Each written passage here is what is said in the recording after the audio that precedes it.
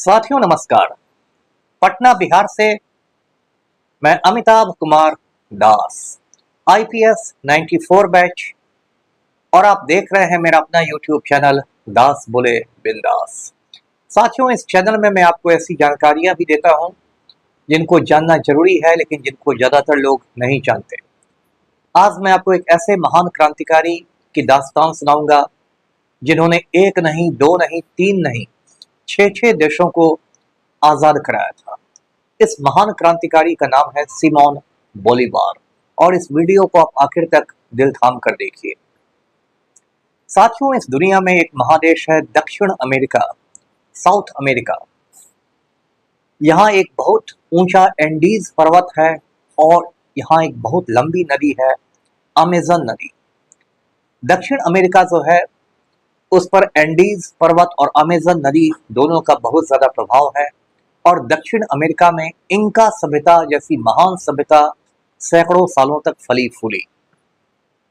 लेकिन कुछ 100 साल पहले यूरोपीय देश स्पेन से लोग आए और स्पेन के लोगों ने दक्षिण अमेरिका के कई देशों को अपना गुलाम बना लिया, अपना उपनिवेश बना लिया, और दक्षिण अमेरिका के इन देशों से वे सोना लूट लूट के स्पेन भेजते रहे जहाजों पर।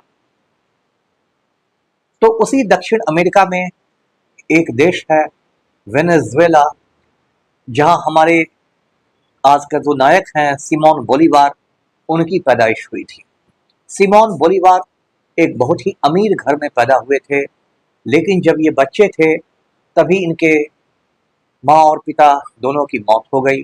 उसके बाद ये अपने चाचाओं के घर पले बढ़े। सिमोन बोलीवार जब छोटे लड़के थे तो इनके घर में इनको पढ़ाने के लिए एक ट्यूटर रखा गया। जो इन्हें ट्यूशन देता था उसका नाम था सिमोन रोड्रिगेज। सिमोन रोड्रिगेज एक बहुत क्रांतिकारी विचारों के शिक्षक थे, और उन्होंने सिमोन बोलीवार को छोटा मोटा क्रांतिकारी बना दिया। वे सिमोन बोलीवार को फ्रांस की क्रांति के किस्से सुनाते, नेपोलियन बोनापार्ट के किस्से सुनाते, महान जो फ्रेंच दार्शनिक थे फ्रांस के, रूसो, मॉन्टेस्क्यू, वोल्टेयर, उनके विचार बताते, उनके दर्शन बताते। और धीरे धीरे सिमोन बोलीवार भी क्रांतिकारी विचारों के हो गए, इनकलाबी ख्यालातों के हो गए। थोड़ा और बड़े होने पर सिमोन बोलीवार पढ़ाई करने के लिए, उच्च शिक्षा के लिए स्पेन चले गए। स्पेन में 2-3 साल रह के उन्होंने पढ़ाई की। 1804 में जब फ्रांस की राजधानी पेरिस में नेपोलियन बोनापार्ट का राज्याभिषेक हुआ, नेपोलियन बोनापार्ट फ्रांस का सम्राट बनाया गया, तो उस भव्य समारोह में सिमोन बोलीवार भी मौजूद थे। वो समारोह इतना भव्य था कि सिमोन बोलीवार की आंखें चौंधिया गई, और नेपोलियन बोनापार्ट से भी वो काफी प्रभावित हुए। और उसके बाद वे इटली गए, रोम गए, और रोम की एक पहाड़ी पर सिमोन बोलीवार ने कसम खाई, शपथ लिया कि मैं दक्षिण अमेरिका में जो गुलाम देश हैं उन गुलाम देशों को आजाद करवाऊंगा। इस तरह से यूरोप में आप कह सकते हैं कि सिमोन बोलीवार का पुनर्जन्म हुआ। यूरोप में सिमोन बोलीवार ने शादी भी की, लेकिन बदकिस्मती से उनकी जो दुल्हन थी वो दक्षिण अमेरिका आने के कुछ महीनों बाद ही गुजर गई। इसके बाद सिमोन बोलीवार का दिल टूट गया और वे पूरी तरह एक क्रांतिकारी व्यक्ति बन गए, और उनके राजनीतिक जीवन की शुरुआत हो गई। सिमोन बोलीवार ने जिन 6 देशों को आजाद कराया उनके नाम है Venezuela, Colombia, Bolivia, Panama, Peru और इक्वाडोर। इन 6 देशों को आजादी सिमोन बोलीवार ने दिलवाई। और वे सिर्फ बातें नहीं बनाते थे, वे सिर्फ रेडियो पर मन की बात नहीं करते थे। सिमोन बोलीवार एक बहुत अच्छे जनरल, एक बहुत अच्छे सेनापति थे। उन्होंने अपनी एक फौज बना ली, और ऐसा कहा जाता है कि उन्होंने अपनी पूरी जिंदगी में लगभग 100 लड़ाइयां लड़ी। कुछ लोग तो ये कहते हैं कि उनकी लड़ाइयां लगभग 200 लड़ाइयां थी, और इसमें से ज्यादातर लड़ाइयां सिमोन बोलीवार की जीत हुई। और ये लड़ाइयां कोई साधारण जगह पर नहीं लड़ी गई, ये ज्यादातर लड़ाइयां एंडीज के बीहड़ पहाड़ों में लड़ी गई। जहाँ इतनी ठंड पड़ती है, जहाँ इतने बिहड़ इलाके हैं, जंगली जानवर हैं, जंगल हैं, कि यहाँ आम आदमी का लड़ना तो दूर, जिंदा रहना मुश्किल होता है। लेकिन सिमोन बोलीवार ने बार बार विजय पाई, और जिन 6 देशों के नाम मैंने आपको गिनाए, उसमें 2 देशों के नाम सिमोन बोलीवार के सम्मान में रखे गए हैं। एक देश है बोलीविया, जिसकी राजधानी है ला पाज। ये दुनिया की सबसे ऊंची राजधानी मानी जाती है। ये बोलीविया जो है पहले अपर पेरू कहलाता था, यानी कि पेरू का उत्तरी भाग कहलाता था। लेकिन सिमोन बोलीवार के सम्मान में इसने खुद को बोलीविया कहना शुरू कर दिया। और दूसरा जो देश है वो सिमोन बोलीवार का अपना देश है वेनेजुएला, जहां उनकी पैदाइश हुई थी। वेनेजुएला का भी पूरा नाम है बोलीवारियन रिपब्लिक ऑफ वेनेजुएला। तो दोनों देशों के नाम सिमोन बोलीवार के नाम पर रखे।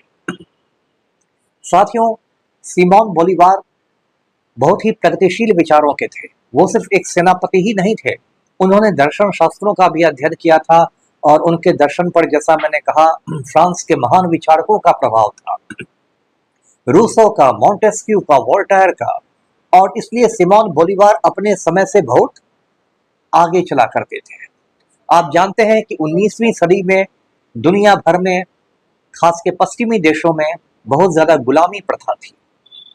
मतलब अफ्रीका से गुलाम लाए जाते थे, और उत्तरी अमेरिका में, दक्षिणी अमेरिका में उनकी खरीद बिक्री होती थी। जैसे जानवरों की मंडी लगती है, जैसे सोनपुर के मेले में गाय भैंस बिकते हैं, वैसे गुलामों की मंडियों में अफ्रीकी लोग बेचे जाते थे, उनको खरीदा जाता था, और वो जिंदगी भर गुलाम रहते थे, और उन पर बहुत जुल्म ढाए जाते थे। 19वीं सदी में ये बात सामान्य समझी जाती थी, और कोई इसमें कुछ अनैतिक नहीं देखता था। लेकिन सिमोन बोलीवार अपने समय से इतने आगे थे कि जहां जहां उनका कब्जा होता चला गया, जिन जिन देशों पर उन्होंने कब्जा किया और उनको आजाद कराया, उन सारे देशों में उन्होंने गुलामी प्रथा समाप्त करवा दी, स्लेवरी को खत्म कर दिया। आप जानते हैं साथियों कि अमेरिका में जो वहां के महानतम राष्ट्रपति माने जाते हैं, अब्राहम लिंकन, उन्होंने गुलामी के मुद्दे पर ही वहां गृह युद्ध लड़ा। उसमें गृह युद्ध के आखिर में अब्राहम लिंकन शहीद भी हो गए, और उन्होंने अमेरिका में गुलामी प्रथा को खत्म करवाया। लेकिन अब्राहम लिंकन से कई साल पहले, कई दशक पहले, ये काम दक्षिण अमेरिका में सिमोन बोलीवार ने कर दिया था। साथियों, सिमोन बोलीवार का कद इतना बड़ा था कि वो एक साथ कई कई देशों के राष्ट्रपति चुने जाते रहे थे, और स्पेनिश में उनका नाम रख दिया गया था एल लिबर्टाडोर। हिंदी में उसको कहेंगे मुक्तिदाता। ये लिबर्टाडोर शब्द लिबर्टी से बना है, उन्हें एल लिबर्टाडोर कहा गया। और मैं आपको ये भी बता दूं कि 2 देशों के नाम तो हैं ही सिमोन बोलीवार के नाम पर, इन दोनों देशों की जो करेंसी है, जो मुद्रा है, उनके भी नाम बोलीवार के नाम पर है। बोलीविया की करेंसी का नाम भी सिमोन बोलीवार के नाम पर है, और वेनेजुएला की करेंसी का भी नाम सिमोन बोलीवार के नाम पर है। साथियों, सिमोन बोलीवार ने जब स्पेन को चुनौती दी तो उनके बहुत सारे दुश्मन भी हो गए, क्योंकि हुआ ऐसा था कि यूरोप में नेपोलियन बोनापार्ट ने स्पेन पर हमला कर दिया था, स्पेन की गद्दी पर अपने एक चमचे को बैठा लिया था, और उसके बाद जो स्पेनिश साम्राज्य था वो बहुत कमजोर हो गया था। लेकिन दक्षिण अमेरिका में जो स्पेन के उपनिवेश थे, जो स्पेन के गुलाम देश थे, उसमें जो स्पेन के, आप कह सकते, जो दलाल थे, जो चमचे थे, वे अभी भी राजपाट छोड़ने के मूड में नहीं थे। इसलिए सिमोन बोलीवार को कदम कदम पर विरोध का सामना करना पड़ा। लेकिन सिमोन बोलीवार ने अपनी बुद्धि से, अपने दिमाग से उन लोग को भी पछाड़ा। और उस समय अर्जेंटीना के एक बहुत महान क्रांतिकारी थे, उनका नाम था सेंट मार्टिन। सेंट मार्टिन का भी सहयोग सिमोन बोलीवार को मिला, और सिमोन बोलीवार और सेंट मार्टिन ने कई लड़ाइयां मिलकर लड़ी। इसी तरह एक मिरांडा नाम के क्रांतिकारी थे, जो वेनेजुएला को आजाद कराना चाहते थे और यूरोप में निष्कासन में रह रहे थे। मिरांडा को भी समझा बुझाकर सिमोन बोलीवार वेनेजुएला वापस लाए। साथियों, इस तरह सिमोन बोलीवार बहुत कम उम्र में ही दक्षिण अमेरिका के महानतम नायकों में हो गए थे। लेकिन सिमोन बोलीवार की तबीयत जो थी वो धीरे धीरे खराब होने लगी थी, और ये 19वीं सदी का समय था। उस समय जो टीबी की बीमारी होती है, जिसको ट्यूबरक्यूलोसिस कहते हैं, हिंदी में कुछ लोग यक्ष्मा कहते हैं, कुछ लोग क्षय रोग कहते हैं, ये एक बिल्कुल जानलेवा और लाइलाज बीमारी थी। ट्यूबरक्यूलोसिस होने का मतलब था कि आपका डेथ वारंट निकल जाना, मौत का वारंट निकल जाना।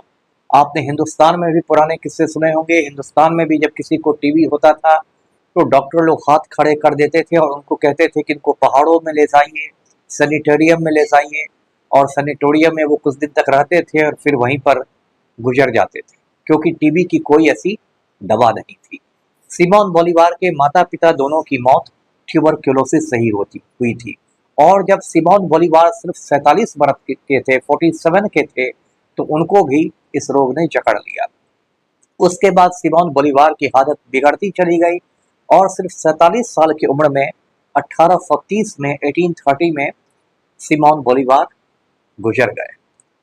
साथियों, दक्षिण अमेरिका में सिमोन बोलीवार की कितनी इज्जत है आप उसकी कल्पना नहीं कर सकते।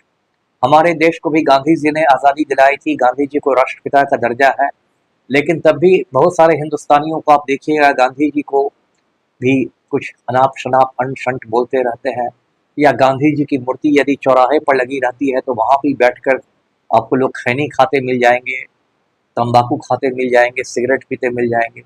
लेकिन मैं आपको बताऊं कि सिमोन बोलीवार के नाम पर लैटिन अमेरिका में, दक्षिण अमेरिका में कई बड़े बड़े चौराहे हैं जिसको बोलीवार प्लाजा कहते हैं। बोलीवार प्लाजा में सिमोन बोलीवार की मूर्तियां रहती है। किसी मूर्ति में वो घोड़े पर सवार नजर आते हैं, किसी मूर्ति में वो खड़े नजर आते हैं, अपनी फौजी वर्दी में हर जगह सिमोन बोलीवार रहते हैं। और वहां की सरकारों ने नियम बना रखा है कि बोलीवार प्लाजा से कोई भी व्यक्ति बिना टाई लगाए नहीं गुजर सकता है। मतलब ऐसा नहीं कि आप टी शर्ट और जींस में उछलते कूदते मटकते हुए बोलीवार प्लाजा से गुजर रहे हैं, क्योंकि वहां किसी साधारण आदमी की मूर्ति नहीं लगी हुई है, वहां एल लिबर्टाडोर की मूर्ति लगी हुई है, मुक्तिदाता की मूर्ति लगी हुई है। तो साथियों, ऐसे थे सिमोन बोलीवार। आज का वीडियो यहीं तक था। वीडियो को लाइक करें, शेयर करें और चैनल को सब्सक्राइब करें। धन्यवाद। जय हिंद।